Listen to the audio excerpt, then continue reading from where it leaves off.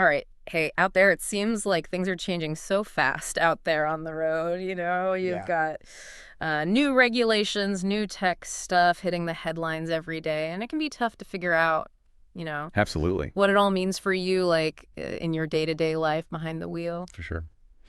So for this deep dive, we wanted to really dig into some of the biggest things we're seeing right now. Yeah. Stuff like that, that cargo theft problem that just seems to be getting worse all the time. Right.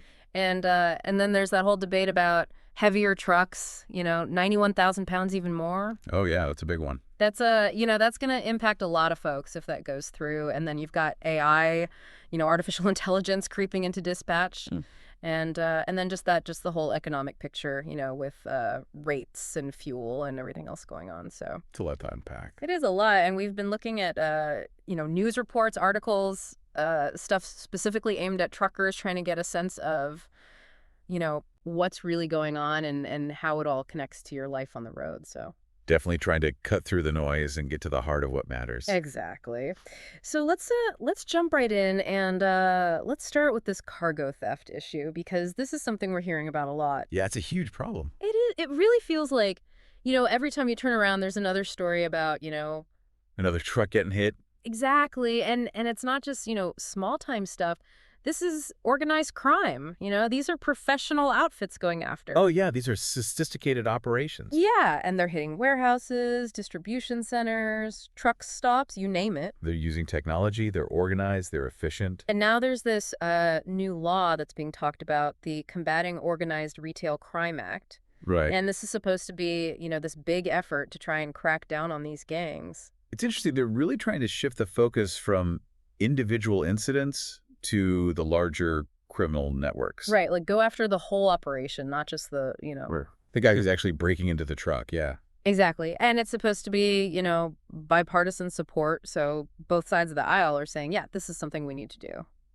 So that's a good sign, at least in theory. Yeah. And the idea is to get, the feds, state and local law enforcement all working together, which That makes sense, right? Because Right. these rings operate across state lines. It's not just a local problem. Right, exactly. And then there's talk about, better data sharing. So if a load gets stolen in one state, They can track it more easily, yeah. exactly, and hopefully recover it faster. And the other thing that's interesting is that they're supposed to be involving the trucking industry, like the The ATA. American Trucking Associations, yeah. Yeah, in helping to shape how this whole thing is going to work, like what kind of crime prevention resources are needed. Which makes sense. They're the ones on the front lines. Exactly. So the Mhm. ATA and a lot of the big carriers are pretty optimistic about this. They're saying this could be a real game changer. We'll see. It's definitely a step in the right direction, at least on paper. But, as with anything, there's different perspectives on this. And we've been hearing from a lot of owner operators who are like,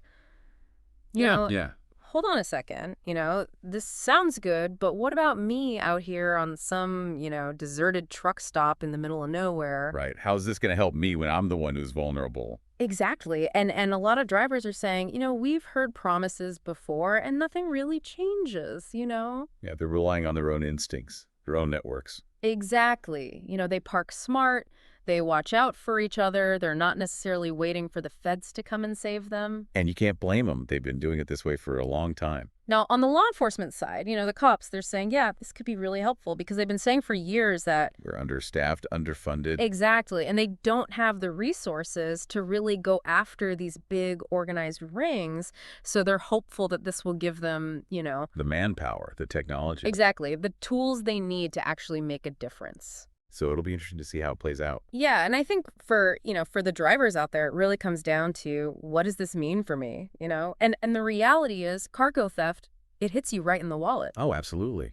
If your load gets stolen, you're not getting paid, you're losing time, you might have to deal with insurance claims. Your reputation could take a hit. Exactly. And then there's the whole, safety issue too, because sometimes these thefts aren't exactly, They can get violent. yeah, and the reports are showing that certain areas are just absolute hot spots, like California, Texas, Florida, the East Coast. Yeah, those are the big ones. You got to be extra careful in those places. Even just stopping for fuel can be risky. Right. And the problem is only getting worse as these groups get more organized and more sophisticated. Yeah. So will this new law be a game changer?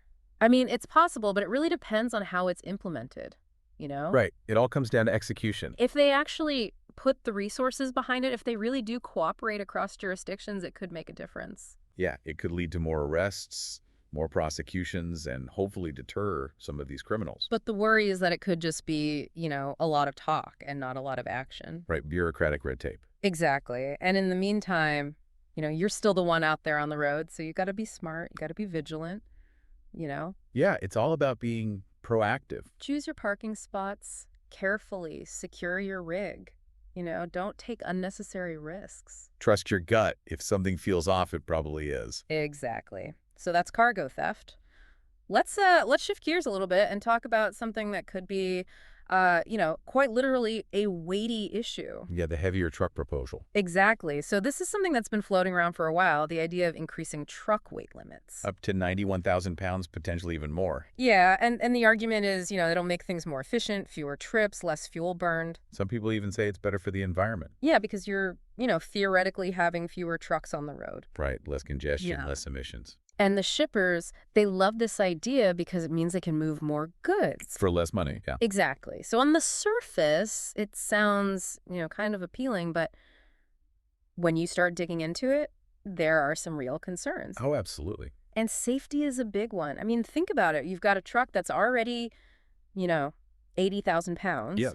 You add another 15,000 pounds on top of that. It's going to take a lot longer to stop. Exactly. The stopping distance goes way up the wear and tear on your brakes. The strain on the whole vehicle. Yeah, and if something goes wrong, if you have to make a sudden maneuver, It could be a lot more dangerous. yeah, the risks go way up. And then there's the whole question of infrastructure, our roads and bridges. A lot of them are already in rough shape. Exactly. They weren't built for these super heavy trucks. So More weight, more damage. exactly. And who's going to pay to fix all that?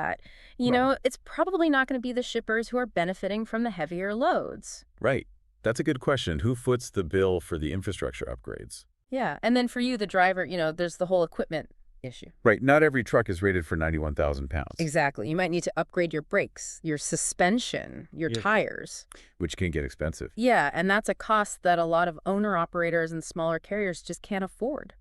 So it could create a real disadvantage. Exactly. It could be like, the big guys get to haul the heavy stuff and the little guys are left behind. Right. It could further divide the industry. And then there's the big question of pay. If you're hauling more weight, are you going to get paid more? That's the key, right? Yeah, because if you're taking on more risk, more responsibility, More wear and tear on your equipment. you should be compensated for that. Absolutely. Fairness is crucial. And we've been hearing from a lot of drivers who are like, show me the money. Yeah. Prove to me that I'm going to actually benefit from this. Because otherwise it's just more work or more stress for the same amount of pay.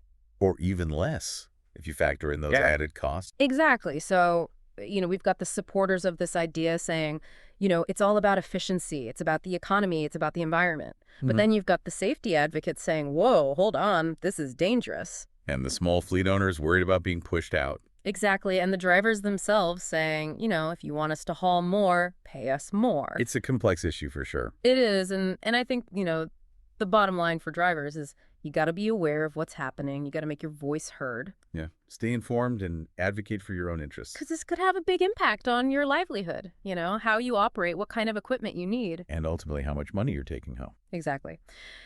So let's move on to something that's maybe a little less controversial but still pretty significant, and that's the whole AI and dispatch thing. Right. The rise of the machines. Yeah, so we're seeing more and more companies like Uber Freight using artificial intelligence to, To optimize routes, to basically tell drivers where to go. yeah, and the idea is that, these AI systems, they can crunch all this data. Traffic patterns, weather reports, all that stuff. Exactly. And they can supposedly come up with the most efficient route. Minimize those empty miles, the deadheading. Exactly, because that's the killer, right? You're driving around not getting paid. Yeah. It's lost time, lost money. So the theory is that AI can help eliminate that. And that could be good for drivers, right? Potentially, yeah. More drive time, more revenue, Less time wasted sitting around waiting for a load. more control over your schedule, potentially. But of course, there are concerns. Some drivers are saying, wait a minute, if this AI is tracking my every move. Is it also watching how I drive?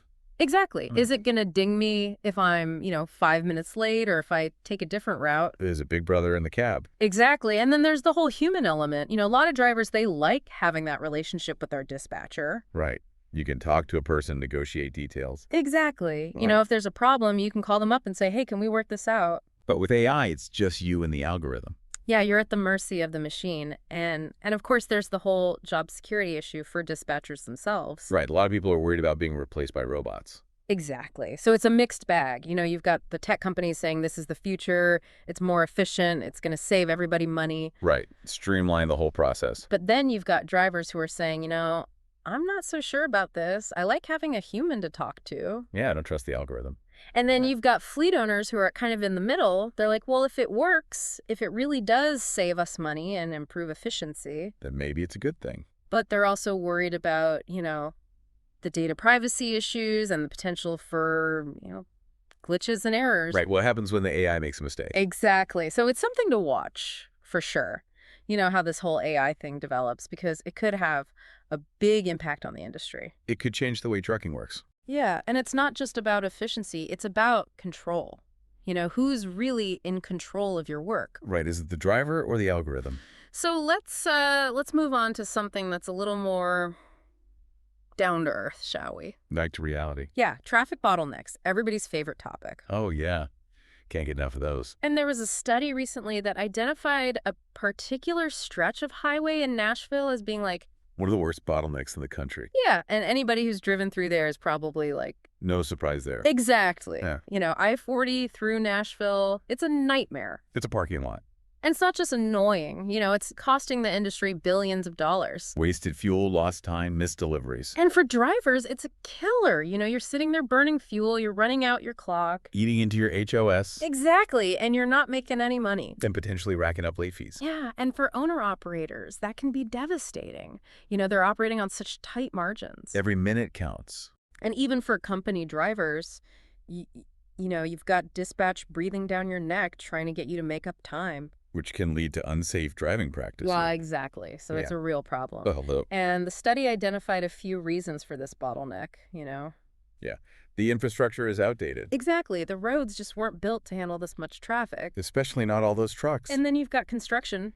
You know, they're always working on something. Which just adds to the delays. And Nashville's growing like crazy, you know, more people, more cars, more congestion. And the road design itself isn't ideal for trucks. Yeah, those tight merges and those short ramps, it's a recipe for gridlock. So what's the solution?